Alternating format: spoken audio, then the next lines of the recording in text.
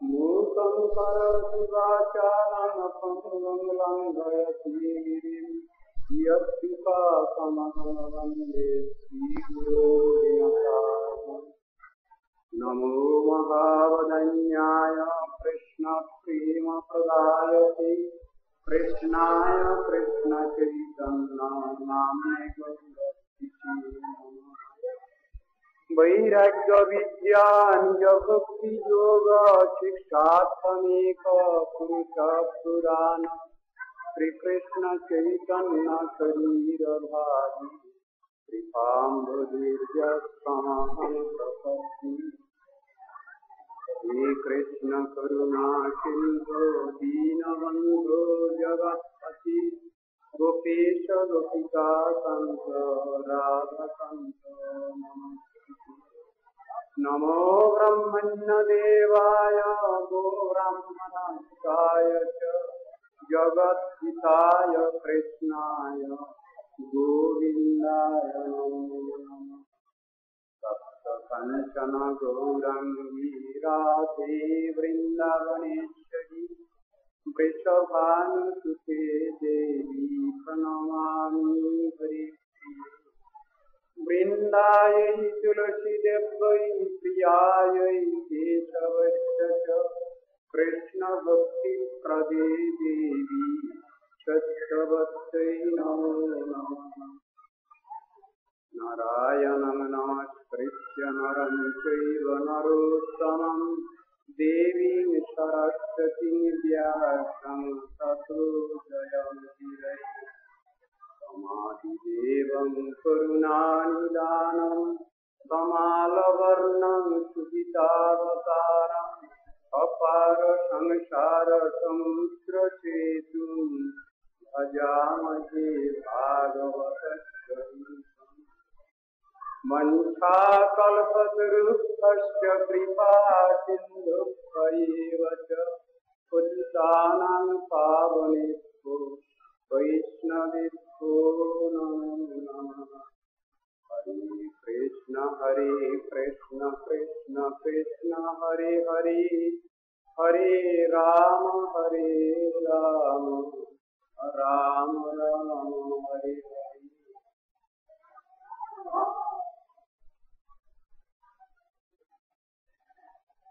ভাগবত পাঠ আরম্ভের পূর্বে আমি আপনাদের কাছে একটা বিষয় নিবেদন করি। এই বঙ্গীয় ভাগবত সমাজের উদ্বোধন দিবসে আমার এখানে উপস্থিতির কথা ছিল এবং ভাষণেরও কথা ছিল। দুর্ভাগ্যবশত আমি বিশেষ কার্যে অন্যত্র চলে গিয়েছিলাম, সেই জন্যেই ওখানে হাজির হতে পারিনি। এই জন্যই বঙ্গীয় ভাগবত সমাজের যারা ম্যানেজিং কমিটি তারা আমাকে ক্ষমা করবেন, তাদের কাছে আমি ক্ষমা প্রার্থী। আর যারা আমার মাননীয় শ্রোতৃমণ্ডলী আমার সামনে উপস্থিত আছেন তাদের কাছেও আমি আন্তরিক দুঃখ নিবেদন করছি। আজ আমরা শ্রীমদ্ভাগবত একাদশ স্কন্ধ দ্বিতীয় অধ্যায় আলোচনা করি। প্রতিবারই ভাগবত কথা আলোচনার পূর্বে শ্রীমদ্ভাগবতের মহিমা মাহাত্ম্য কিছু আলোচনা করে থাকি এবং এটা নিয়ম। শ্রীমদ্ভাগবত যে শিক্ষা দিয়েছেন জগৎকে, সে শিক্ষা, এর থেকে ভালো কিছু শিক্ষা জগতের কেউ আমাদের দিতে পারেননি। এই জন্যই কথাটা আছে বিদ্যা ভাগবতাবধি, যাহা নাহি বেদে তাহা নাহি পৃথিবীতে। একটা কথা আছে, আবার একটা কথা দেখতে পাই আমরা, যাহা নাহি ভাগবতে তাহা নাহি পৃথিবীতে। কথাটা বিশেষ তাৎপর্যপূর্ণ। অর্থাৎ কৃষ্ণদ্বৈপায়ন বেদব্যাস তিনি ভাগবতে যে শিক্ষা বিস্তার করেছেন তার সমাধি লব্ধ জ্ঞান, যেটি তিনি বিশেষভাবে আলোচনা করেছেন শ্রী ভগবানের সাক্ষাৎ দর্শন লাভ করে তিনি সেই তত্ত্ব দর্শন বর্ণনা আরম্ভ করেছেন। এমন জিনিস, সেই জন্য আমি এটাকে বলবো এটা প্রত্যক্ষ জ্ঞান, প্র্যাকটিক্যাল নলেজ। অনেকেরই আমাদের মধ্যে ধারণা আছে শাস্ত্র সম্বন্ধে কিছু উল্টোপাল্টা ধারণা। শাস্ত্র কাকে বলা হয় সাধারণ আমরা সবাই মনে করি যে এর ভিতরে কিছু আখ্যান উপাখ্যান গল্প ইত্যাদি আছে, কিন্তু শাস্ত্রের ব্যাখ্যা আমরা শাস্ত্রের মধ্যে সেভাবে পাই না। শাস্ত্র শব্দের যে ব্যাখ্যা পাই, শ্বাস ধাতু স্ত্রণ প্রত্যয় করে শাস্ত্র শব্দ নিষ্পন্ন হয়েছে। শাসনবাণী, সেই শাসনবাণী ভগবানেরই শাসনবাণী, যে শাসনবাণী ত্রিভুবন মান্য করে, সেই শাসনবাণীর কথাই শাস্ত্রে লিপিবদ্ধ হয়েছে। শাস্ত্রকে আরো একটা জিনিসের সঙ্গে উদাহরণ দেওয়া যায়, একে কনস্টিটিউশন বলা চলে। ভারত রাষ্ট্রে বাস করি আমরা, ভারতীয় সংবিধান মানি আমরা, আমাদেরই কল্যাণের জন্য, আইনের সুযোগ সুবিধার জন্য। যদি বলি শাস্ত্র কাকে বলে, তার উত্তর হবে এটা পারমার্থিক সংবিধান, স্পিরিচুয়াল কনস্টিটিউশন। আমার আত্মার কল্যাণ চিন্তা করে, আমার আত্মার অস্তিত্ব প্রমাণ করবার জন্য এই শাস্ত্র আমাকে মেনে নিতে হয়। শাস্ত্রেই যুক্তি দিয়ে বুঝিয়েছেন। শাস্ত্র মানে সুযুক্তিপূর্ণ বাক্য, তাকে বলে শাস্ত্র। আমার ঋষিগণের কথানুসারেই বলি আমি, কেবলং শাস্ত্রমাশ্রিত্য ন কর্তব্য বিনির্ণয় যুক্তিহীন বিচারেতু ধর্মহানি প্রজায়। যুক্তিহীন বাক্যকে গ্রহণ করতে নিষেধ করছেন শাস্ত্রকারগণ। তাই শাস্ত্র হলো সুযুক্তিপূর্ণ বাক্য, এবং এই শাস্ত্র বাক্যকে বলা হবে অ্যাক্সিওমেটিক ট্রুথ, ইউনিভার্সাল ট্রুথ বলা হবে, যার কখন এদিক ওদিক হয় না, তাকে বলে শাস্ত্রবাণী। এই জগতের যে কনস্টিটিউশন, সংবিধান, এটা পরিবর্ধনযোগ্য, কিন্তু পারমার্থিক সংবিধান যে শাস্ত্র কখনই নড়চড় হয় না, তার কখনো অ্যাডিশন অল্টারেশন হয় না, সেই কথাই শাস্ত্রে বুঝিয়েছেন। সেই শাস্ত্রের সর্বসার গ্রন্থ, গ্রন্থ চক্রবর্তী হচ্ছেন এই শ্রীমদ্ ভাগবত গ্রন্থ। সেই শ্রীমদ্ ভাগবতে আরম্ভ হয়েছে কি দিয়ে? গায়ত্রী দিয়ে আরম্ভ হয়েছে এই ভাগবত গ্রন্থ। অষ্টাদশ সহস্র দ্বাদশ স্কন্দ সম্মিত গায়ত্রা চ সমারম্ভ তস্मै ভাগবতমে বিদু। অষ্টাদশ সহস্র শ্লোক সমন্বিত এই ভাগবত গ্রন্থ, দ্বাদশ স্কন্ধযুক্ত এই শ্রীমদ্ ভাগবত গ্রন্থ, গায়ত্রী দিয়ে আরম্ভ হয়েছে এই শ্রীমদ্ ভাগবত। একেই ভাগবত বলে জানবেন। ভাগবত সম্বন্ধে বলছেন সংক্ষিপ্ত ভাব। এই শ্রীমদ্ ভাগবত কি জগৎকে জানাচ্ছেন, বা এই শ্রীমদ্ ভাগবত আলোচনা করলে আমরা কি কি বিষয়ে জানতে পারবো, সেইটি আবার বলছেন অর্থয়ম ব্রহ্মসূত্রাণাম।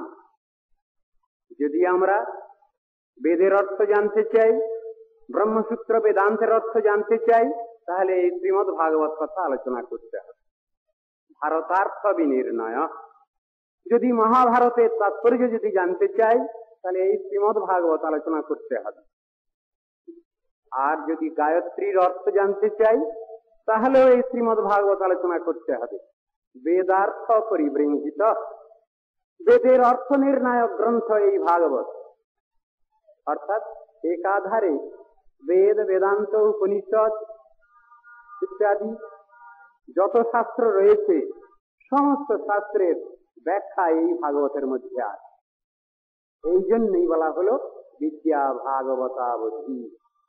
এই ভাগবত বুঝতে গেলে আমাদের যে পার্থিব জগতের যে যোগ্যতা অধিকার আছে, ইন্টেলেকচুয়ালিজম আছে, ট্যালেন্ট আছে, সব ফেল করে এই ভাগবত বুঝতে গেলে। তবে ভাগবত কিসের দ্বারা বুঝতে হবে? তাই শাস্ত্রে বলছেন ভক্তিয়া ভাগবতং গ্রাহ্যম ন বুঝ্যা ন চটীকয়া। বুদ্ধিবৃত্তির দ্বারা, পাণ্ডিত্যের দ্বারা, টিকা টিপ্পণী আলোচনার দ্বারা ভাগবতের তাৎপর্য উপলব্ধি হয় না। ভক্তিয়া ভাগবতং গ্রাহ্যম, ভক্তির দ্বারা ভাগবত গ্রাহ্য হন। ভক্তির দ্বারাই ভাগবতকে বুঝতে পারা যায়, ভাগবতের তত্ত্ব সিদ্ধান্ত অধিগত হওয়া যায়। সেই কথাই শাস্ত্র বলছেন। এই ভাগবত সম্বন্ধে আরো কিছু বলতে গেলে বলতে হবে ভাগবত কোথা থেকে আবির্ভূত হলেন। আমাদের যেমন কর্মফলবাধ্য জীব বিশেষ হয়ে এই জগতে জন্মগ্রহণ করতে হয়, আবার মৃত্যুবরণ করতে হয়, ভাগবত কি তদ্রূপ একটা কিছু? শাস্ত্র বলছেন তা নয়। শ্রীমদ্ ভাগবত সাধারণ মানুষ কেউ রচনা করেননি। যদি ভাগবতের আদি বিচার করতে হয় তাহলে আদৌ নারায়ণ ভগবান তিনি চতুর্মুখ ব্রহ্মাকে এই ভাগবত কথা উপদেশ করেন। ব্রহ্মা নারদ ঋষিকে এই ভাগবত কথা উপদেশ করেন এবং নারদ ঋষি কৃষ্ণদ্বৈপায়ন বেদব্যাসকে এই ভাগবত উপদেশ করেছেন, যার নাম চতুশ্লোকী ভাগবত। এই চতুশ্লোকী ভাগবতের মধ্যে আছে কি? গুরু তত্ত্ব, ভগবত তত্ত্ব, নাম তত্ত্ব, জীব তত্ত্ব, একাধারে সব কিছু আছে। কৃষ্ণদ্বৈপায়ন বেদব্যাস সমাধিতে বসেছিলেন। তিনি দর্শন করলেন কাকে? লীলা পুরুষোত্তম শ্রীকৃষ্ণচন্দ্রকে দর্শন করেছেন তিনি। কে তিনি? সর্বশক্তি সমন্বিত তত্ত্ব। কে তিনি? অখিল রসামৃত মূর্তি। কে তিনি? সর্বারাধ্য তত্ত্ব, পরম ভজনীয় বস্তু সেই ভগবান সশক্তি। ভগবানের ভগবত্তা স্বীকৃত হয় না যদি ভগবানের শক্তিকে অস্বীকার করি। শাস্ত্রে এই দর্শন সুন্দরভাবে আলোচনা করেছে। যদি ভগবানের ভগবত্তা স্বীকার করতে হয় তাহলে তার শক্তিকেও স্বীকার করতে হয়। কেবল শক্তিবাদী যারা, তারা নাস্তিক। কেবল পুরুষকে যিনি মানছেন, নাস্তিক। কেবল প্রকৃতিকে যিনি মানছেন, তিনি নাস্তিক। এই কথাগুলো শাস্ত্রে বোঝানো হয়েছে। যখনই বলি সর্বশক্তিমান ভগবান, তিনি তার সব শক্তি নিয়েই তার পরিচয়। সুতরাং শক্তির পৃথক ভাবে থাকবার কোনো কথা নাই। আবার শক্তিমানও শক্তি ছাড়া নন, এই তত্ত্ব দর্শন আমাদের দর্শন শাস্ত্রে জানিয়েছেন, বুঝিয়েছেন। আমরা যদি শুধু কেবল কৃষ্ণকে মানি তাহলে কৃষ্ণকে মানা হয় না। রাধার সহিত যে কৃষ্ণ, সেই কৃষ্ণই হলেন যথার্থ কৃষ্ণ, সর্বশক্তিমান কৃষ্ণ। আপনারা সুখ শারীর দ্বন্দ্ব পড়েছেন অনেকে, পড়েন অনেকে। সুখ সেখানে বলছেন, সুখ বলে আমার কৃষ্ণ মদন মোহন, শারী বলে আমার রাধা বামে যতক্ষণ, নইলে শুধুই মদন। কথাটা কি? কৃষ্ণ রাধা ছাড়া নন, আর রাধাও কৃষ্ণ ছাড়া নন। সেই তত্ত্ব দর্শনের ভিতরে বোঝানো হয়েছে। ভাগবত দর্শন এটি জানাচ্ছেন। আমরা এই বিচারে যেন ভুল না করি। কেবল বাসুদেব, একল বাসুদেব, তাকে স্বীকার করছেন এক সম্প্রদায়, কিন্তু গৌড়ীয় বৈষ্ণব দর্শন রাধা গোবিন্দের উপাসনা। সেখানে রাধার সহিত গোবিন্দ, এই কথাই বোঝানো হয়েছে। রাধাকে বাদ দিয়ে গোবিন্দের স্বীকৃতি নাই, আবার রাধা ছাড়াও গোবিন্দ নাহেন, এই বিচারগুলো বোঝানো হয়েছে।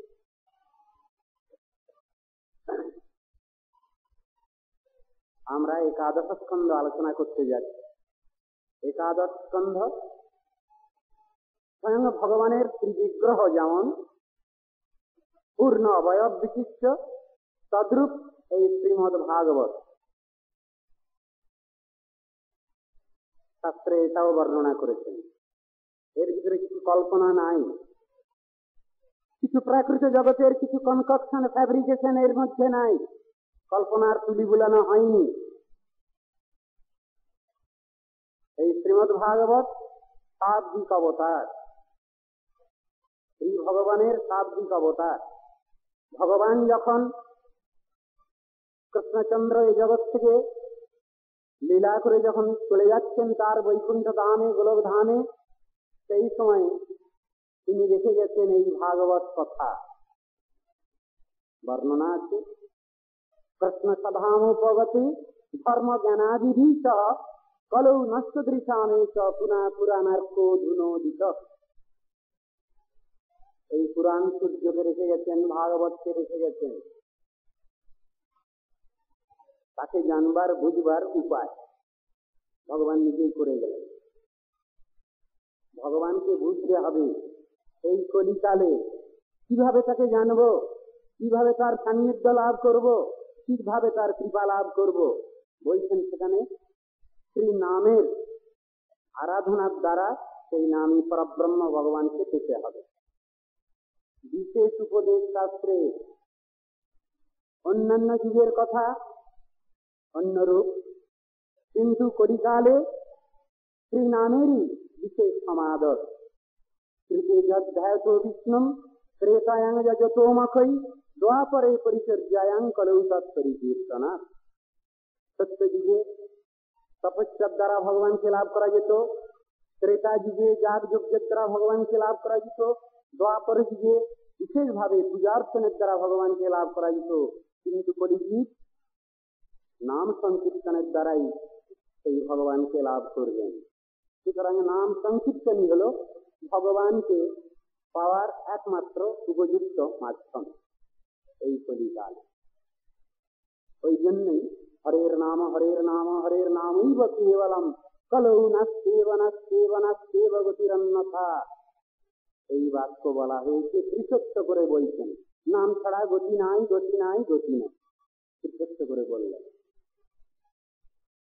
সেই যে ভগবান, তিনি নাম ব্রহ্মরূপে, শব্দ ব্রহ্মরূপে, নাদ ব্রহ্মরূপে এই জগতে প্রকটিত। সুতরাং সেই শব্দের সাধনাই করার কথা বলা হয়েছে। বেদান্ত দর্শনে সেই কথাই বলেছেন। বেদান্ত দর্শনের সেই সূত্র কি? অনাবৃত্তি শব্দাৎ, অনাবৃত্তি শব্দাৎ। শব্দ ব্রহ্মের সাধনার দ্বারা, নাম ব্রহ্মের সাধনার দ্বারা আমাদের অনাবৃত্তি হতে পারে।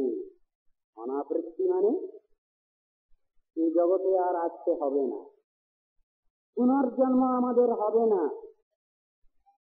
এই শব্দ ব্রহ্ম সাধনার দ্বারা, এই নাম ব্রহ্মের সাধনার দ্বারা, সেইটি শাস্ত্রে বিশেষভাবে উপদেশ করেছেন।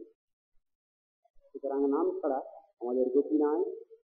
সেই ভগবানের শ্রী নাম, রূপ, গুণ, লীলা কথা সেই ভাগবত শাস্ত্রে বর্ণিত হয়েছে।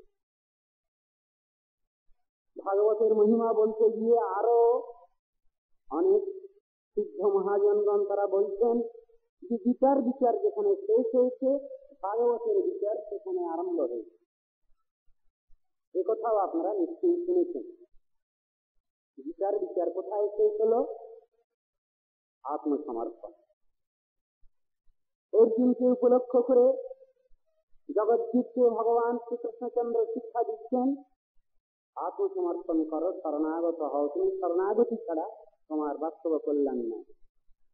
সেই কথাই গীতার চরম উপদেশের মধ্যে রয়েছে সর্বধর্মান পরিত্যজ্য মামেকং শরণং ব্রজ অহং ত্বাং সর্বপাপেভ্যো মুক্তয়িষ্যামি মা শুচ।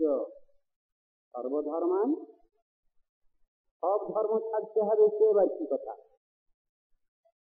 বলছেন? আমি তোমাকে পূর্বে যে সকল উপদেশ করেছি, নীতি আদর্শের কথা বলেছি, প্রাকৃত নীতি অপ্রাকৃত নীতি তরতম সবই বলেছি তোমাকে, তুমি কিছুই বুঝতে পারো নাই।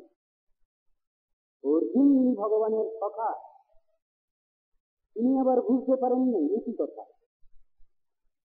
ভক্ত তিনি না বুঝবারই ভান করছেন, তা না হলে উত্তর আসবে না। তাই অবোধ শিশুর মতো তিনি যেন প্রশ্ন করে যাচ্ছেন। ভক্তকে দিয়েই ভগবান জগৎকে শিক্ষা দিচ্ছেন। ওইরূপ প্রশ্ন করে যাচ্ছেন, ভগবান তার উত্তর দিয়ে যাচ্ছেন। তিনি গুচ্ছতর গুচ্ছতম সর্বগুচ্ছতম উপদেশ করলেও অর্জুন যেন বুঝতে পারছেন না। তখনই কৃষ্ণ তাকে বলছেন, সর্বধর্মান পরিত্যজ্য মামেকং শরণং ব্রজ। আমি তোমাকে ব্যবহারিক লৌকিক জগতের কথা বলেছি, বেদের কর্মকাণ্ডীয় ইত্যাদি কথা তোমায় বলেছি, সব কথা তুমি ছাড়ো। আমার শেষ কথা চরম বাক্য তুমি নাও, এইটা তুমি মেনে নাও। চরম বাক্য কি? মাম একং শরণং ব্রজ, একমাত্র আমাকেই তুমি মেনে নাও, একমাত্র আমারই শরণাগত হও। এটার মধ্যে কি অটোক্রাসি নেই? ভগবান যে বলছেন যে একমাত্র আমারই শরণ গ্রহণ করো, এর ভিতরে কি ডিক্টেটরশিপ নেই? তা নয়। শাস্ত্র আলোচনা করলে তা বোঝা যাচ্ছে না। বাস্তব সত্য কথাই উদ্ঘাটিত হয়েছে এখানে। ভগবান বলছেন একমাত্র আমারই শরণ গ্রহণ করো।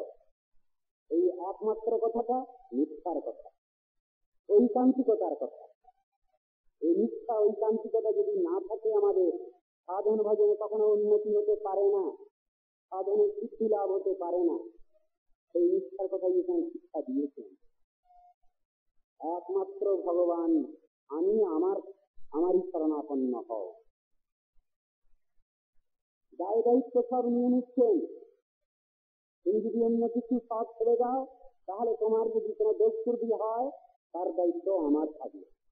অহং ত্বাং সর্বপাপেভ্যো মুক্তয়িষ্যামি মা শুচ। শোক করো না তুমি। প্রাকৃত শোক মোহের বশীভূত যারা, তারা হলেন শূদ্র। শূদ্র শব্দের ব্যাখ্যা দিয়েছেন শাস্ত্র, শোচনাশী শূদ্র। হে অর্জুন, তুমি শাস্ত্র ধর্মে রয়েছ, শোক করো না, ক্লীবের ধর্ম গ্রহণ করো না। দুটো শব্দ ব্যবহার করা হয়েছে প্রজাদের, এক ব্রাহ্মণ আর এক শূদ্র। ব্রাহ্মণ কাকে বলছেন? যিনি আত্মকল্যাণ চিন্তা করছেন, তিনি হলেন ব্রাহ্মণ। আর শূদ্র বা কৃপণকে, যিনি আত্মকল্যাণ চিন্তা থেকে বিরত বিমুখ, তাকে বলছেন শূদ্র।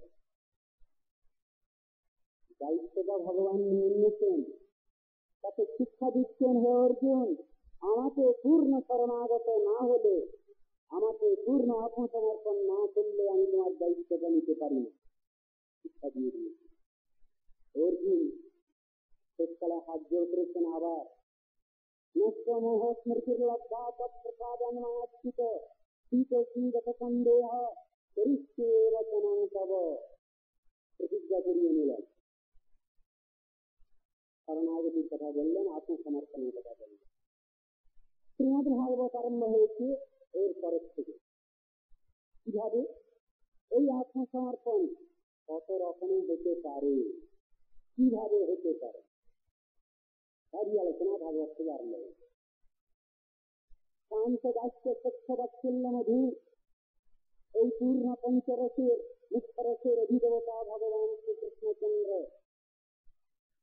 সাধক সাধিকা তাদের অধিকার অনুসারে ভগবানের সত্যের রসে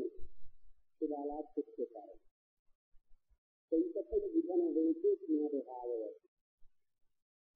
সুতরাং এতে বলছেন ভাগবত আলোচনার অধিকার বিচার করছেন পোস্ট গ্রাজুয়েট ক্লাসের আলোচ্য বিষয়।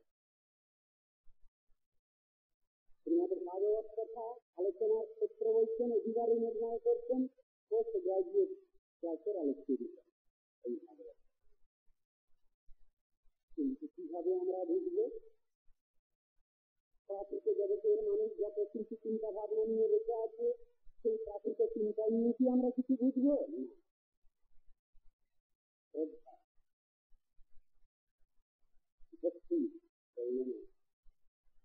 শ্রদ্ধা শুধু লৌকিক শ্রদ্ধা নয়, লৌকিক শ্রদ্ধা একটা এবং চরম শ্রদ্ধা আর একটা। বিষয়বস্তুতে যখন প্রবেশ তখন চরম শ্রদ্ধা, আর কাছে শ্রদ্ধা, হ্যাঁ এটা আমার কল্যাণ আছে, আমি বুঝবো, শুনবো, করবো, শিখবো, জানবো। ভাগবতের সব কথাগুলো সুন্দরভাবে বুঝিয়েছেন।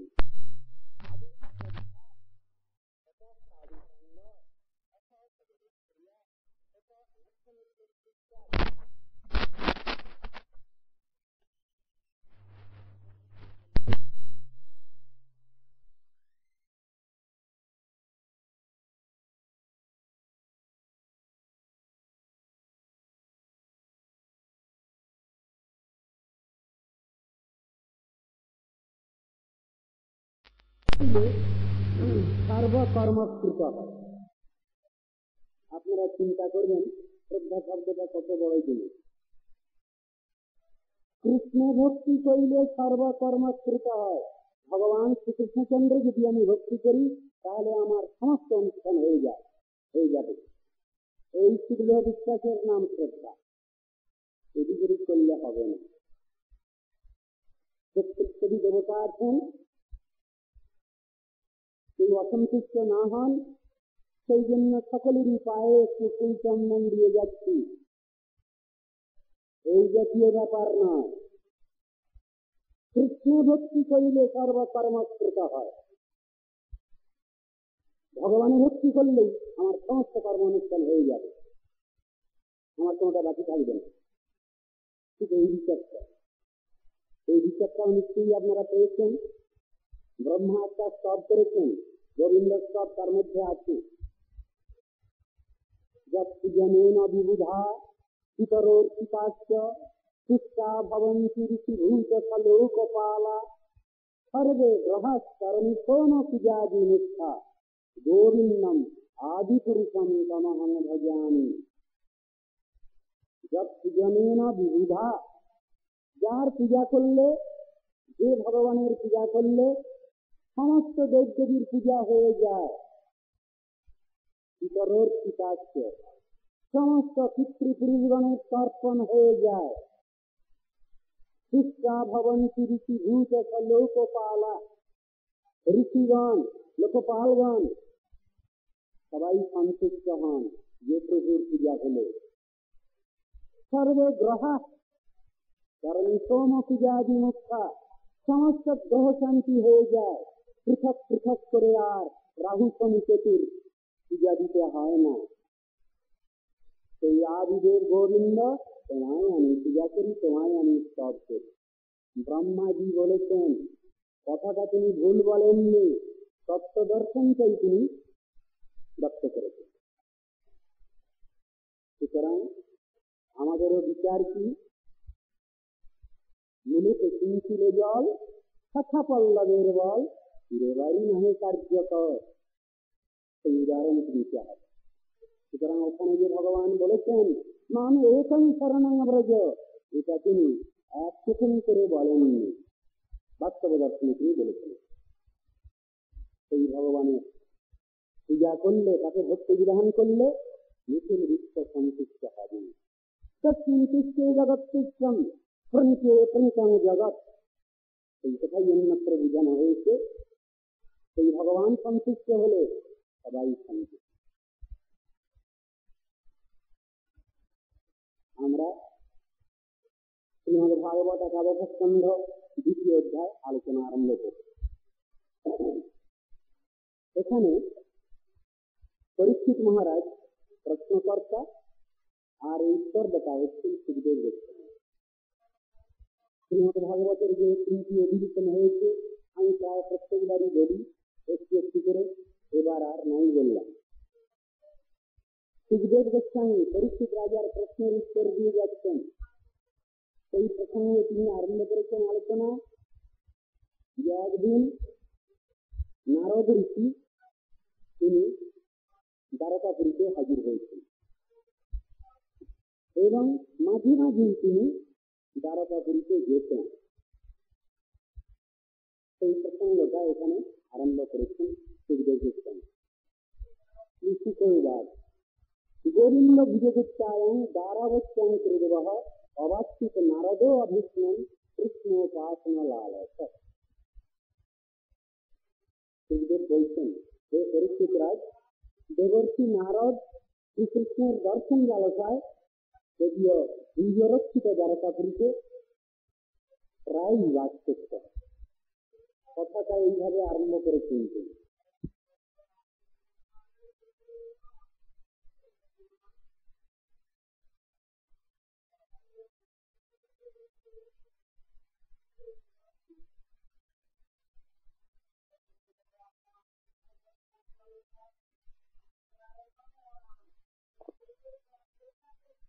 প্রায় তিনি দ্বারকাপুরীতেই থাকছেন, যাচ্ছেন।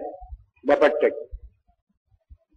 কথাটা এমন ভাবে তিনি আরম্ভ করেছেন, কথাটা শুনলেই যেন ভিতরে কিছু সন্দেহ আসছে, কিছু জানবার আগ্রহ আরো কিছু থাকছে, থেকে যাচ্ছে। ইতিহাসটা এর পিছনে আছে। নারদ ঋষি বিনা হস্তে তিনি পৃথিবীর সর্বত্র পরিভ্রমণ করেন, আপনাদের জানা আছে এটা। স্বর্গমর্ত্য পাতাল সর্বত্র তিনি পরিভ্রমণ করছেন সেই ভগবানের নাম গুণগান করে। একদিন দক্ষ প্রজাপতির সঙ্গে তার সাক্ষাৎ হয়েছে। দক্ষ প্রজাপতি বললেন নারদ ঋষিকে, আপনি জগতের কল্যাণ বিধান করেন, আমার ছেলেগুলো এরা লেখাপড়া শিখছে না, আপনি যদি এদের একটু গৃহ শিক্ষক নিযুক্ত হন তাহলে আমি খুব উপকৃত হই। নারদ ঋষি কথাটা টেলতে পারলেন না। দক্ষ প্রজাপতি স্বয়ং বলছেন, তিনি বললেন, হ্যাঁ আমার যা কাজ তা তো জানেন আপনি, তথাপি বলছেন আচ্ছা আমি মেনে নিলাম। গৃহ শিক্ষক নিযুক্ত হলেন দক্ষ প্রজাপতির সন্তানগণের। নারদ ঋষি যে শিক্ষায় শিক্ষিত, যে দীক্ষায় দীক্ষিত, তিনি তো তার ছেলে পেলেগুলোকে তো সেইভাবেই লেখাপড়া শিখাবেন, মানুষ করবেন। ফলে হচ্ছে কি, তাদের সমস্ত শাস্ত্র অধ্যয়ন করাচ্ছেন, তারা আর কেউ সংসার করছে না, সবাই সন্ন্যাসী হয়ে বেরিয়ে চলে যাচ্ছে। দক্ষ প্রজাপতির ইচ্ছা তিনি সৃষ্টি বৃদ্ধি করবেন, আর নারদ ঋষির উপদেশ ক্রমে দক্ষ প্রজাপতির সব সন্তানগণ, বর্ণনা আছে হাজার হাজার, সবই সন্ন্যাসী হয়ে বেরিয়ে যাচ্ছে, কেউ সংসার করছে না। শেষকালে দক্ষ প্রজাপতি দেখলেন যে আমার তো কোনো ছেলেই আর সংসার করে না, তখন তিনি বাধ্য হয়ে নারদ ঋষিকে অভিসম্পাত করলেন, এই নারদ ঋষি, আপনি এক জায়গায় বসে উপদেশ দিচ্ছেন, যে উপদেশের ফলে আমার ছেলেপেলেরা কেউ সংসার করছে না, সবাই সন্ন্যাসী হয়ে বেরিয়ে যাচ্ছে। আমি অভিসম্পাত করছি, আপনি এক জায়গায় বসে কাকে উপদেশ করতে পারবেন না। নারদ ঋষি ভাবলেন, বেশ তো, এতদিন আমি এখানে আটকে ছিলাম, আবার আমি পূর্ববৎ সর্বত্র পরিভ্রমণ করে সেই ভগবানের গুণগান করে বেড়াবো। তিনিও কিন্তু পাল্টা অভিসম্পাদ দিতে পারতেন, কিন্তু কেন দেননি? পরম ভক্ত, পরম বৈষ্ণব নারদ ঋষি, সহনশীলতা তার দক্ষ প্রজাপতি থেকে অনেক গুণে বেশি, তাই তিনি পাল্টা অভিসম্পাদ দেন না। তিনি মাঝে মাঝে নারদ ঋষি কেন আসছেন দ্বারকাপুরীতে, সেই ইতিহাসটা এখানে। গোবিন্দের ভুজের দ্বারা সুরক্ষিত দ্বারকাপুরী, বিশেষণ দিয়েছেন এখানে। গোবিন্দ ভুজগুপ্তায়ং দ্বারাবচ্যং কুরুদ্বহ। গোবিন্দের, শ্রী গোবিন্দের ভুজের দ্বারা সুরক্ষিত দ্বারকাপুরী। কেন? দক্ষের, প্রজাপতি দক্ষের অভিসম্পাদ এখানে প্রবেশ করে না, করবে না। সেই জন্যই তিনি এখানে আসছেন মাঝে মাঝে। মাঝে মাঝে তারও তো ইচ্ছা হতো নারদ ঋষির যে আমি একান্তে কিছু ভগবানের নাম গুণগান করি, বসে তার লীলাদি দর্শন করি। সেই জন্যই তিনি মাঝে মাঝে দ্বারকাপুরীতে আসতেন। কোন রাজন ইন্দ্রিয়বান মুকুন্দ চরণাম্বুজম ন ভজেত সর্বতো মৃত্যু উপাস্যম অমরোত্তমই। সুখদেব বলছেন, হে রাজন পরীক্ষিত, সর্বতোভাবে মৃত্যুর অধীনতাগ্রস্ত কোন ব্যক্তি ব্রহ্মাদি দেবেন্দ্রগণের সেবনীয় শ্রীকৃষ্ণচরণ কমলের আরাধনা না করেন? আমি তো সেই ভগবানেরই নাম গুণগান করছি, তার সান্নিধ্য লাভ করবার জন্য, তার কৃপা কটাক্ষ লাভ করবার জন্য আমি তার গুণগান করছি। আচ্ছা বলো, কে এমন ব্যক্তি আছেন যিনি ভগবানের গুণগান শ্রবণ করতে চান না? এমন পাষাণ হৃদয়ে কে আছেন? বলছেন আমাদের সেই ভগবানের নাম রূপ গুণ লীলা কথা শ্রবণ কীর্তন স্মরণ করা কর্তব্য, সেইটাই এখানে জানিয়ে দিচ্ছেন, বুঝিয়ে দিচ্ছেন ঘুরিয়ে ফিরিয়ে। সেই ভগবানেরই শ্রী নামের আরাধনা করা দরকার, তার রূপ গুণ লীলা শ্রবণ কীর্তন স্মরণ অনুশীলন করা প্রয়োজন, সেটি জানাচ্ছেন এখানে। তম একদাতু দেবর্ষিং বসুদেব গৃহাগতম প্রচ্ছিতং সুখমাসীনম অভিবাদ্যেদম অব্রবীত। একদিন বসুদেবের গৃহে এসে নারদ ঋষি এসে হাজির হয়েছেন। যথাযথ বসুদেব মহারাজ তাকে পূজা করলেন। তিনি যখন উপবিষ্ট হয়েছেন আসনে, তাকে প্রণাম করে জিজ্ঞাসা করছেন বসুদেব মহারাজ, কৃষ্ণের পিতা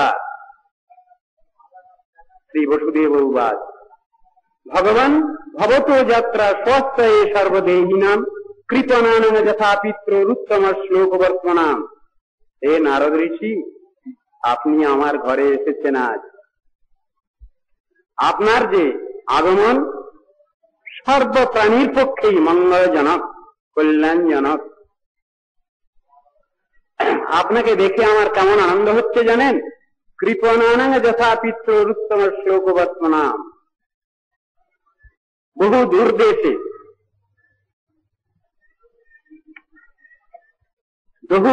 বহু দূর দেশে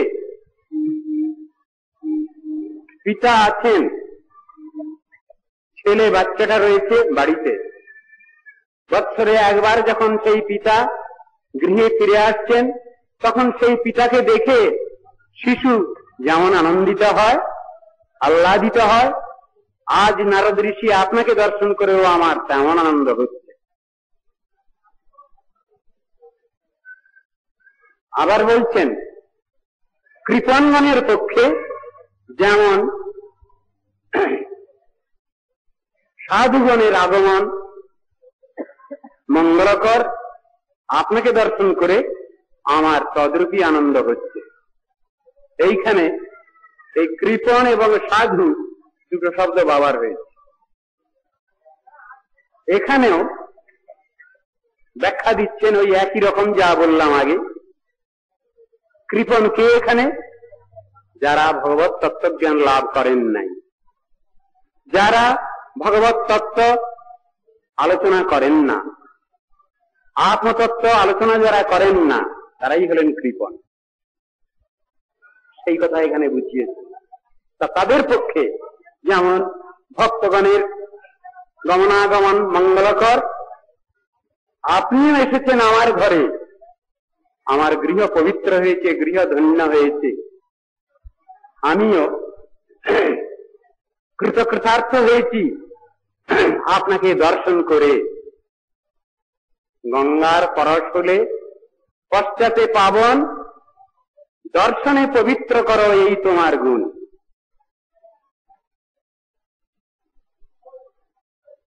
গঙ্গা দেবীকে স্পর্শ করলে তবে পবিত্রতা আসে, ভক্তের দর্শন মাত্রই পবিত্রতা আসে। এখানে সেই তত্ত্ব দর্শনটি ব্যাখ্যা করছেন। ভূতানাং দেবচরিতম দুঃখায় চ সুখায় চ সুখায় এব হি সাধুনাং তাদৃশাম অচ্যুতাত্মনাম। এখন ভক্ত বড় না দেবতা বড়, সেইটা এখানে ব্যাখ্যা করছেন। কে বড়, ভক্ত শ্রেষ্ঠ হবেন না দেবতাগণ শ্রেষ্ঠ হবেন? ব্যাখ্যায় জানাচ্ছেন যে দুইয়ের সঙ্গে তুলনামূলক বিচার করলে দেখা যাবে ভক্তই শ্রেষ্ঠ। কেন? দেবচরিতম দুঃখায় চ সুখায় চ। জগৎ জীবের পক্ষে দেবতাগণের চরিত্র কখনো সুখের কারণ, কখনো দুঃখের কারণ। সুখের কারণ কখন? যখন সময়োপযোগী বর্ষণ হলো, ভালো চাষাবাদ হলো, শস্য ফসল ইত্যাদি ভালো রকম ফলল, তখন সুখের কারণ। আর দুঃখের কারণ কখন? অতিবৃষ্টি, অনাবৃষ্টি, বান, বন্যা, প্লাবন সব ভেসে গেল, চাষাবাদ নষ্ট হলো। ঠিক সেই কথা বুঝাচ্ছেন এখানে। সুখায় এবহি সাধুনাং তাদৃশম অচ্যুতাত্মনাম। অচ্যুতাত্ম সাধু যারা ভগবানকে হৃদয়ে বহন করছেন, গদাগ্রজ ভগবানকে যারা হৃদয়ে বহন করছেন, সেই সাধুগণের আগমন সুখেরই নিমিত্ত, কখনোই দুঃখের নিমিত্ত নয়, পরম কল্যাণেরই নিমিত্ত। আবার বলছেন, ভজন্তি যে যথা দেবান দেবাপি তথৈব তান ছায়েব কর্মসূচিবা সাধব দীনবৎসলা। আমরা দেবতাগণের যেমন পূজা দেব, যেমন পূজা করব, ফলটা তেমনই পাব। অল্প সামান্য পূজা দিয়ে অনেক বেশি কিছু আশা করতে পারি না। বুঝাচ্ছেন? যেমন পূজা তেমন ফল। যদি আমরা 1 টাকার পূজা দিলাম আর যদি 1 লাখ টাকা চাই, হবে না। তা হিসেব করা আছে। ছায়েব কর্মসচিবা, কেন ওটা হবে না? যে এই যে কর্মসচিব যারা দেবতারা, এরা সব কর্মচারী, একজন কর্তৃক নিযুক্ত, তাদের অধিকার সীমিত। সেই সীমিত অধিকারের মধ্যে থেকেই তাদের কিছু করতে হচ্ছে, সেইটা বলছেন এখানে। সাধব দীনবৎসলা, কিন্তু সাধুগণ দীনবৎসল, কৃপণ বৎসল। যারা সাধন ভজন জানেন না, বোঝেন না, সাধন ভজন পথে অগ্রসর হচ্ছেন না, তাদের ক্ষেত্রে তারা পরম মঙ্গলময়, সেই কথা বুঝাচ্ছেন। ব্রহ্মং তথাপি পৃচ্ছাম ধর্মান ভাগবতং স্তব যান শ্রুত্বা শ্রদ্ধয়ামর্তো মুচ্যতে সর্বতো ভয়াৎ। এবার বসুদেব মহারাজ আবার নূতন করে যেন কিছু বলতে চাচ্ছেন। ব্রহ্মং তথাপি পৃচ্ছাম, হে নারদ ঋষি, আমি তথাপি জিজ্ঞাসা করছি আপনার কাছে। তথাপি কেন? এই শব্দ কেন? প্রথমে কিছু বলা হবে, তারপর তো তথাপি। সুতরাং অতএব, যেহেতু বাস্তবিক প্রকৃত প্রস্তাবে এসব শব্দগুলো আগেই বলা হয় না, আগে কিছু বলা হয় তারপরে এটা বলা হয়, কনজাংশন এগুলো। এখানে বলছেন ব্রহ্মং তথাপি পৃচ্ছাম, হে নারদ ঋষি, আমি তথাপি আপনাকে জিজ্ঞাসা করছি। এই তথাপির অর্থ কি হবে এখানে? ভাষ্যকার টিকাকার বলছেন, এখানে তথাপি মানে হচ্ছে নারদ ঋষির দর্শন প্রভাবে বসুদেব মহারাজ পবিত্র হয়েছেন, শুদ্ধিতা লাভ করেছেন। তথাপি আমি জিজ্ঞাসা করছি, এই হলো তথাপি শব্দের অর্থ।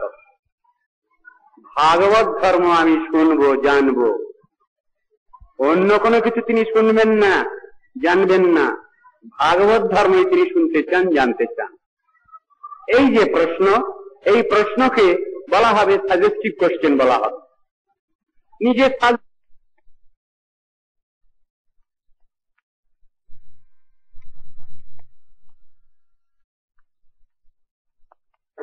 চাচ্ছেন না। জ্ঞান শ্রুত্বা শ্রদ্ধায় অমর্ত্য মুচ্যতে সর্বত্র ভয়াৎ।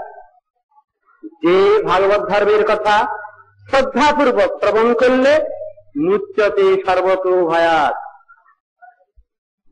সব রকম ভয়ের হাত থেকে রেহাই পাওয়া যায়।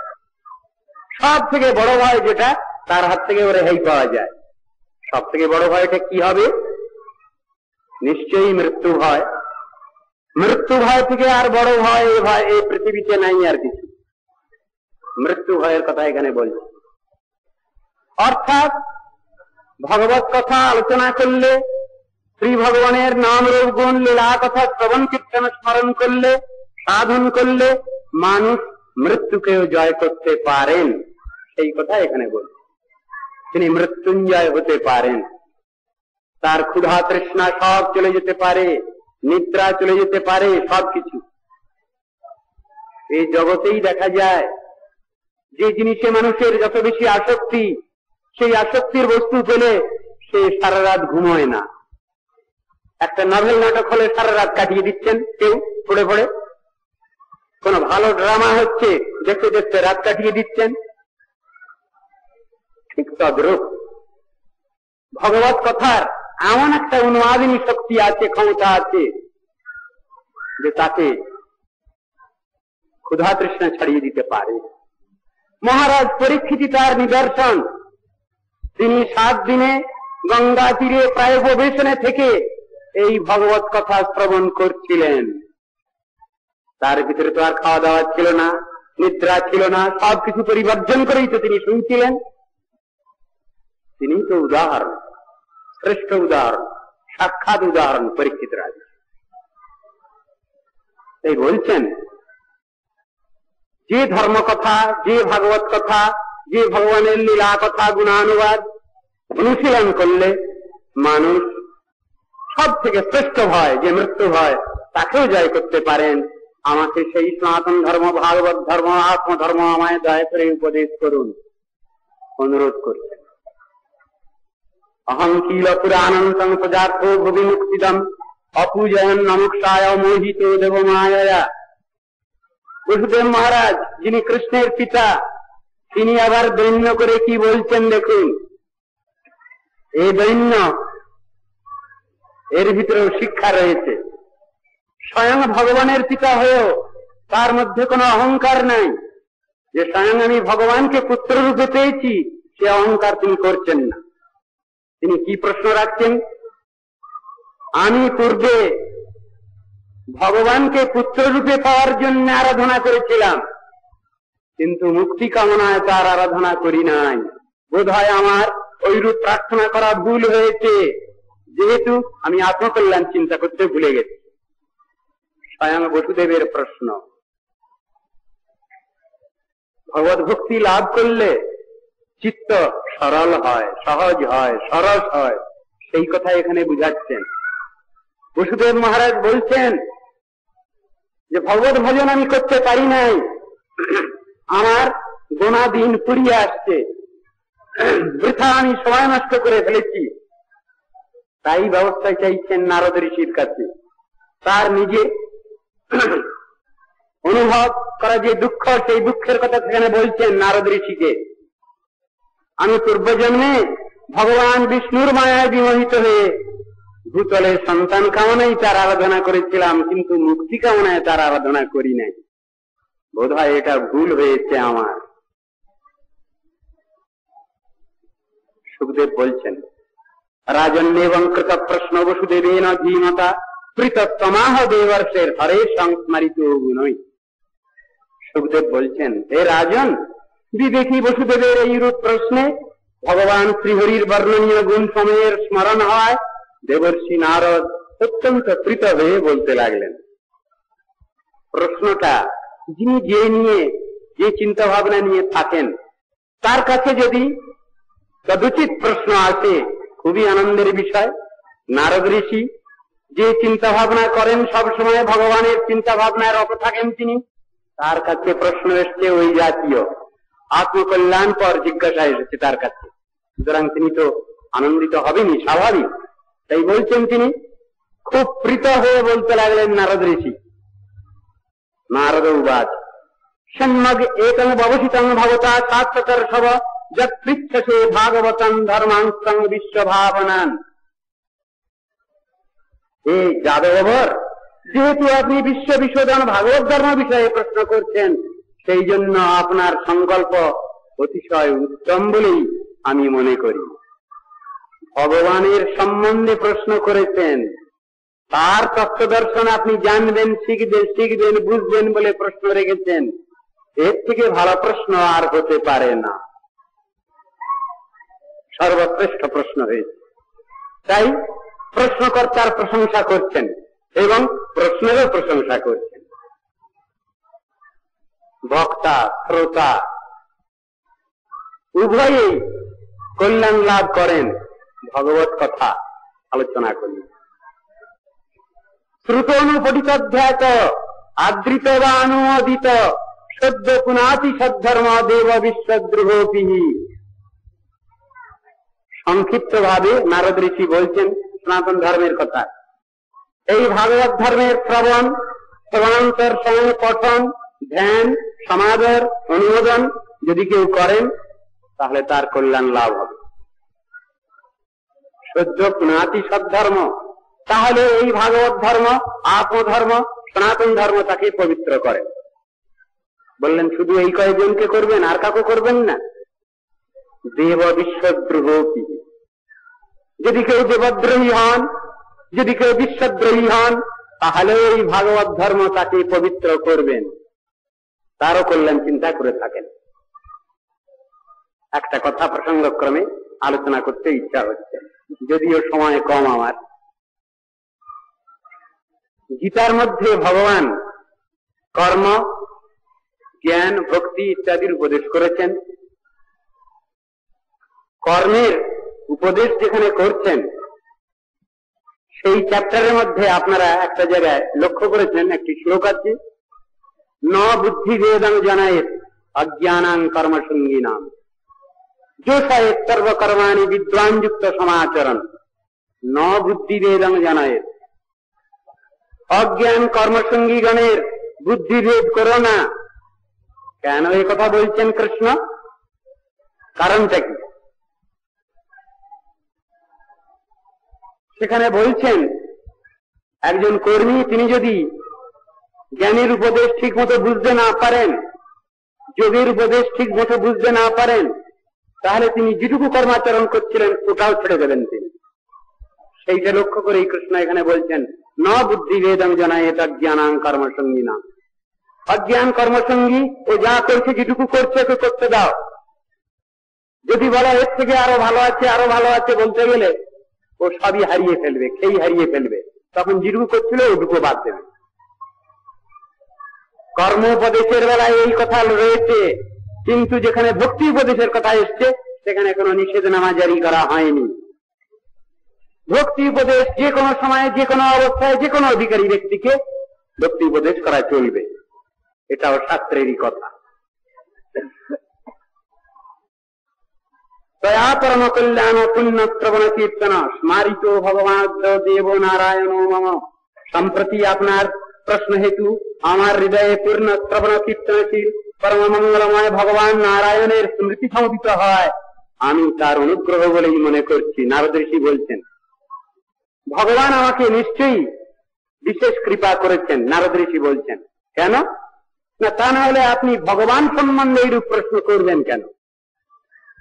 আমি প্রশ্নকারী, খুব ভালো ব্যক্তি পেয়েছি, প্রশ্ন খুব সুন্দর হয়েছে, যার জন্য ভগবানের কথা আমাকে কিছুক্ষণ আলোচনা করতে হবে, ধ্যানস্থ হতে হবে ভগবত কথা বলবার জন্য। কিছু না স্মরণ না করে তো বলা চলে না। যে কথা আমি বলছি আপনাদের কাছে, একসঙ্গে শ্রবণ কীর্তন স্মরণ তিনটেই হচ্ছে। শ্রবণ, আমি যা বলছি আমি নিজে কানে শুনতে পাচ্ছি, আমি যেটা বলছি এটা কীর্তন। আবার আমি কিছু স্মরণ না করে কিছু বলতে পারছি না, সুতরাং একই সঙ্গে সাইমালটেনিয়াসলি তিনটে জিনিস হচ্ছে, শ্রবণ, কীর্তন, স্মরণ, এই তিনটে হচ্ছে একসঙ্গে। তাই এখানেও বলছেন সেই কথাটা যে ভগবানের গুণগান গুণগাথা আমি যে কীর্তন করব, এতে আমার শ্রবণ, কীর্তন, স্মরণ তিনটেই একই সঙ্গে হয়ে যাবে। সেই পরম মঙ্গলময় ভগবান আমাকে এমনই সুযোগ সুবিধা দিয়েছেন। নিজের কথা বলছেন না নারদ ঋষি, তত্ত্ব দর্শনটা বুঝাতে গিয়ে অন্য উদাহরণ টেনে আনছেন। এটা আমাদের সনাতন শাস্ত্রের রীতি। যখনই কোন মুনি ঋষিকে প্রশ্ন করা হয়েছে তখনই তিনি একথা কোথাও বলেননি আমি বলছি আমার কথা শোনো, এ দাম্ভিকতা এ অহংকার কোথাও নাই। সব সময় আছে আনুগত্যের কথা। আমার পূর্বগুরু বলেছেন, ভগবান অমুক জায়গায় এই উপদেশ করেছেন, আপনি সেইটা শুনুন। আমার নিজ বক্তব্য কিছু নাই, ভগবান যা বলেছেন সেই কথা শুনুন। ঠিক এইটাই হলো বলবার তাৎপর্য। যখনই আমি বলছি আমার কথা শোনো, তখন সবটাই ফেল করে, হবে না। তা শাস্ত্রের উপদেশ হচ্ছে ভগবান যা বলেছেন সেইটা আমরা অনুশীলন করব, সেইটা আমরা অভ্যাস যোগে আনবো। এইটাই হলো শাস্ত্রের উপদেশ। আমি বলছি আমার কথা শোনো, সেটা বিকবে না কখনো। ভগবান কি বলেছেন শাস্ত্রে, সেই তত্ত্ব দর্শনকে আলোচনা করতে হবে। এইটাই হলো রীতি। নারদ ঋষি সেই রীতি রক্ষা করে বলছেন, তুমি আমার কাছে ভাগবত ধর্ম কথা শুনবে বলছো, আচ্ছা শোনো, এই সম্বন্ধে একটা প্রাচীন ইতিহাস আছে, সেইটা আমি বর্ণনা করছি তোমার কাছে, তুমি শোনো, তাহলে তোমার প্রশ্নের উত্তর হবে। অত্রাপ্যুদাহরন্তিমাম ইতিহাসং পুরাতনম আর্থভানঞ্চ সংবাদম বিদেহশ্চ মহাত্মনঃ। এই ভাগবত ধর্ম নির্ণয় বিষয়ে বৃদ্ধগণ, বিদেহরাজ, মহাত্মা জনক এবং ঋষভ নন্দনগণের যে সংবাদ রূপ যে পুরাতন ইতিহাস আছে, সেইটাই আপনি শ্রবণ করুন, তাহলে আপনার প্রশ্নের উত্তর হয়ে যাচ্ছে। তখন একটা ইতিহাস টেনে আনছেন। প্রিয়ব্রত নাম সুত মনুঃ স্বয়ম্ভুবস্য তস্যাগ্নিধ্রস্ততো নাভি ঋষয়স্তৎসুত স্মৃত। স্বয়ম্ভুব মনুর পুত্র প্রিয়ম্বদ, তার পুত্র আগ্নিধ্র, তার পুত্র নাভি এবং তার পুত্র ঋষভ নামে কথিত। এই ঋষভ দেবের ইতিহাস টেনে আনছেন। তমাহুর বাসুদেবাংশং মোক্ষ ধর্ম বিবক্ষয়া অবতীর্ণং সূচ শতম তস্যাসিতি ব্রহ্ম পারগম। সেই ঋষভদেবের কথা বলছেন এখানে। সেই ঋষভদেবকে শাস্ত্রকারগণ ঋষভদেবকে মোক্ষ ধর্ম প্রবর্তনের জন্য পৃথিবীতে অবতীর্ণ ভগবানের অংশরূপে বর্ণন করেছেন। সত্যাবেশ অবতার। সেই ঋষভদেবের বেদজ্ঞ শতপুত্র বর্তমান ছিল। ঋষভদেবের 100 পুত্র। এখন তার ইতিহাস বলতে চাচ্ছেন। একজন একজন করে বললে সারা রাত শেষ হয়ে যাবে। আপনারা নিশ্চয়ই সারা রাত এখানে বসে থাকবেন না, সুতরাং সংক্ষেপ করে এখানে আলোচনা করা যাচ্ছে। তেষাং বৈ ভরত জ্যেষ্ঠ নারায়ণ পরায়ণ বিখ্যাতং বর্ষণে তজ্জন্নাম্না ভারতমদ্ভুতম। সেই ঋষভদেবের শতপুত্রের মধ্যে জ্যেষ্ঠ পুত্রের নাম হলো ভরত। নামানুসারে আমাদের এই দেশের নাম হয়েছে ভারতবর্ষ। তাহলে ঋষভদেবের পুত্র যে ভরত, তার নামানুসারেই আমাদের দেশের নাম ভারতবর্ষ হয়েছে। শকুন্তলার পুত্র ভরতের নামানুসারে হয়নি, বা অন্য ভরতের নামানুসারে ভারতবর্ষ নাম হয়নি। ঋষভদেবের জ্যেষ্ঠ পুত্র যে ভরত, তার নামানুসারেই ভারতবর্ষ হয়েছে। যদি আপনারা জিজ্ঞাসা করেন তাহলে এই দেশের নাম কি ছিল আগে, এই দেশের নাম ছিল অজনাভ বর্ষ, এই নাম ছিল। পশ্চাৎ ভারতের নামানুসারেই ভারতবর্ষ হল। স্বভুক্ত ভোগং তত্তেমাং নির্গত তপসা হরিম উপাসীনস্তৎপদিং লেভে বৈ জন্মভিস্ত্রীভি। সেই ভরত ভুক্ত ভোগা পৃথিবীকে পরিত্যাগ করে গৃহ থেকে তিনি নিষ্ক্রান্ত হয়েছিলেন।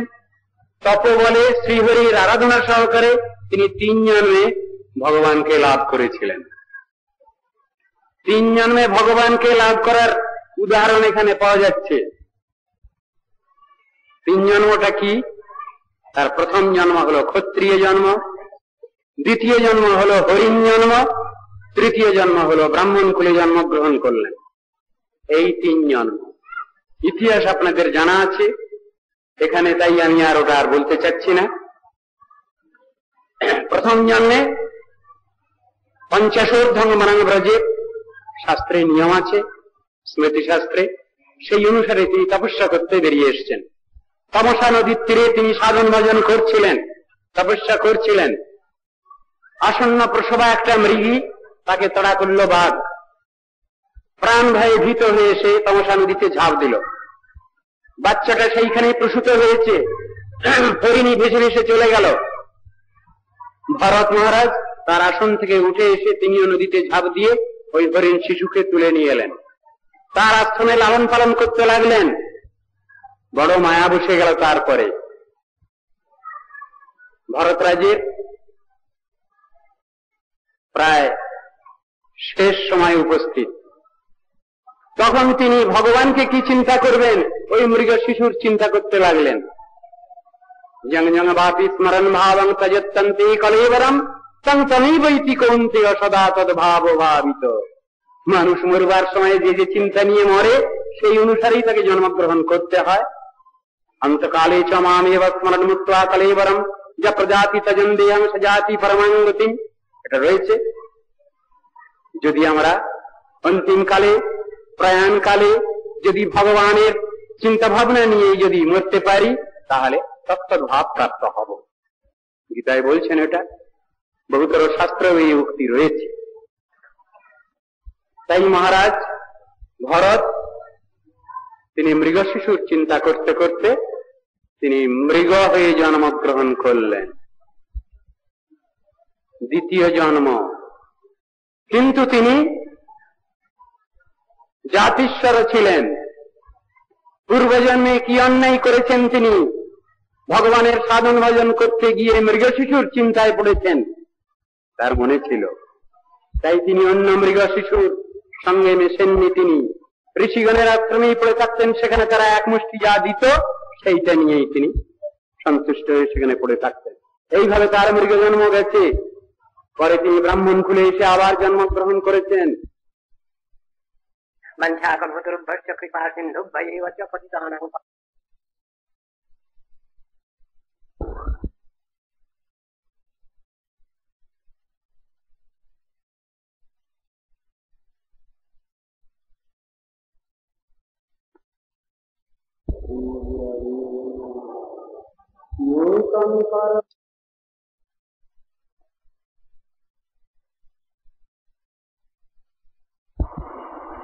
সব জিনিসটাই আমাদের বুঝতে হবে। অনধিকারী অধিকার লাভের চেষ্টা করেন, অধিকার প্রাপ্ত সব অধিকার বিধিনিষেধের অতীত। এও একটা অধিকার, এও একটা ক্লাস, অস্বীকার করলে হবে না। ভগবানের সেবা করতে হবে আমাদের, একথা সত্য কথা। যে কোনো উপায় আমরা যে যতটুকু অধিকার নিয়ে আছি, সেই অধিকারের থেকেই আমাদের সাধন ভজন করতে হবে। এটা সব থেকে বড় কথা। কিন্তু সকলের অধিকার একই রকম এটা বলা চলবে। অধিকারী ব্যক্তি যদি জগতে না আছেন, তাহলে জগৎ চক্র চলছে কি করে? নিশ্চয়ই অধিকারী ব্যক্তি বসে আছে, তা নাহলে জগৎ চক্র সুবিন্যস্ত উপায়ে চলবার কোন সম্ভাবনা। এটা শাস্ত্রেই প্রমাণিত, বহু জায়গায় এটা বুঝানো আছে। আমরা সাধারণ যারা, তারা অধিকার লাভেরই চেষ্টা করব, যত্ন করব। আর যারা অধিকারী ব্যক্তি, তারা তাদের অধিকার নিয়েই অপ্রাকৃত উন্নত উজ্জ্বল রস তারা আলোচনা করুন, আস্বাদন করুন। সব থেকে ভালো জিনিস যেটা, সে কথা বলা হলো আরাধ্য ভগবান ব্রজেশ তনয় এই শ্লোকে। রম্যা কাচিদ উপাসনা ব্রজবধূ বর্গেন যা কল্পিতা, সব থেকে ভালো জিনিস। কিন্তু আমার অধিকার নেই, আমি কিছু করতে পারছি না। যার অধিকার আছে তিনি বা তারা আলোচনা করুন, বিচারটাই হবে। যদি হরিস্মরণে সরসঙ্গমন, যদি বিলাস কলাস কুতূহলম মধুর কোমল কান্ত পদাবলীম শৃণু তদা জয়দেব সরস্বতী। অধিকারের কথা। সে অধিকার যারা পেতে চাচ্ছেন, পেয়েছেন, তারা সেদিকে সেইভাবে অগ্রসর হন। স্বয়ং কৃষ্ণ এসে যে পাদপূরণ করেছেন কবি জয়দেবের, অপ্রাকৃত রসিক কবি, সকলের কবিতার বেলায় হয়তো এরকম পাদপূরণ করতে আসেন না ভগবান, কিন্তু অপ্রাকৃত কবি জয়দেব তার ক্ষেত্রে পাদপূরণ করেছেন এসে। ভবকরল খণ্ডনম মম শিরসি মণ্ডনম দেহি পদ পল্লবম উদারম। যেখানে কবির হাত কাঁপছে, ভগবান এসে বলছেন তুমি সন্দেহ করছো কেন, দোনামনা হচ্ছ কেন, নিজে এসে পাদপূরণ করবে। সেই রকম অধিকারী ব্যক্তির জন্য ভগবান এসেছেন, আসতে হচ্ছে, তাকে আসতে হবে, তাকে বুঝ দেওয়ার জন্য। অন্তত তুমি লিখতে গিয়েও লিখছো না কেন, কথাটা তো ঠিক। তার সংশয় সেখানে অপনোদিত হয়েছে, ভগবান নিজে এসে সেটা পাদপূরণ করেছে। ওটাও অধিকার। একলা রামানন্দের রয়েছে অধিকার, এ কথা বলছেন তো, সেখানে অধিকার বিচার আছে। চণ্ডীদাস বিদ্যাপতি রায়ের নাটক গীতি কর্ণামৃত শ্রীবিদ গোবিন্দ। মহাপ্রভু রাত্রি দিনে এটা এ করছেন, আলোচনা করছেন। মহাপ্রভুর পক্ষে সম্ভব, তার একান্ত অনুগত যারা, তাদের পক্ষে সেটা সম্ভব, আলোচনার অধিকার। কিন্তু সকলের অধিকার ছিল না।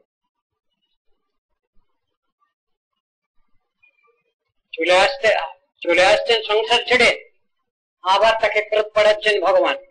ভগবানই বা কেমন নিষ্ঠুর, তিনি আবার বলে দিচ্ছেন স্থির হইয়া ঘরে যাও, নাহাও বাতুল, ক্রমে ক্রমে পায় লোক ভব সিন্ধুকুল। মর্কট বৈরাগ্য না করো লোক দেখাইয়া, যথাযোগ্য বিষয় গুঞ্জন আসক্ত হইয়া। ইহাতে না বাঁধিবে তোমার বিষয় তরঙ্গ, পুনরপি এই ঠাঁই পাবে মোর সঙ্গ। সবটাই তো বলে দিচ্ছেন। তো সেখানে একটা তাৎপর্য আছে। এর অর্থ এমন হবে না যে যিনি ত্যাগী হতে যাচ্ছেন, কায় মনোবাক্যে যিনি গুরু বৈষ্ণব সেবা ভগবত সেবা করতে যাচ্ছেন, তাকে চৈতন্য মহাপ্রভু বাধা দিচ্ছেন, এ কথা নয়। ক্রমে ক্রমে পায় লোক ভব সিন্ধুকুল, তার যে পরিবেশটা, তার যে অবস্থাটা, সেই অবস্থা বুঝে ওটা বলছে। তিনি অন্তর্দর্শী, তিনি ভাবদর্শী, তিনি ভাবগ্রাহী জনার্দন, তার সবই তো জানা আছে। কাকে দিয়ে কিরকম কাজ করানো হবে, কাকে কিভাবে টেনে আনা হবে, পূর্ণতার সেবায় নিযুক্ত করা হবে, সকলে তো অধিকারী ব্যক্তি।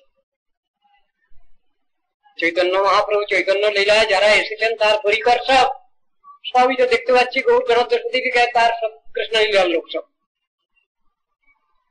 নূতন লোকগুলোকে তারা নূতন এলেন। গৌর গ্রন্থ দীপিকা আলোচনা করলে দেখতে পাওয়া যাচ্ছে সবই কৃষ্ণ লীলার সব পরিকর, তারা এই গৌর লীলায় এসেছেন। অনেকে প্রশ্ন করেন আমাদের যে জগাই মাদাইকে উদ্ধার করলেন চৈতন্য মহাপ্রভু, ও সে কথা নিজের লোক, তাহলে স্ত্রী বৃদ্ধ বালক যুবা সবারই ডুবায়, এ কথার কি অর্থ হবে? শান্তিপুর ডুবু ডুবু নদী ভেসে যায়, কেন এ কথাটা আসছে? তাহলে তিনি তার নিজের লোকগুলোকে এনেছিলেন, তাদের সঙ্গে তো লীলা করেছেন। জড়বদ্ধ জীব কাকে উদ্ধার করেছেন? কথাটা আসে, প্রশ্নগুলো এইরকম আসে, কিন্তু উত্তর সবটারই আছে।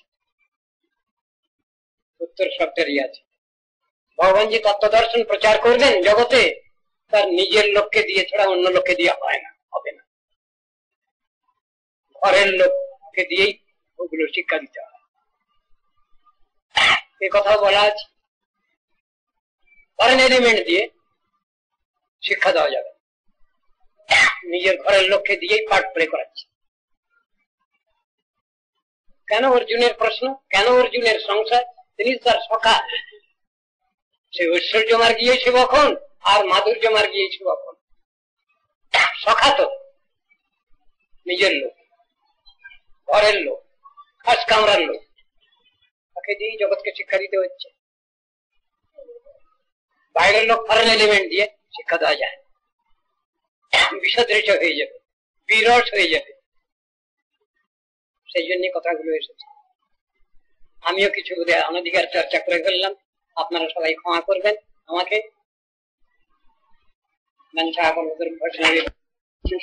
কেন না এই পরম শান্তি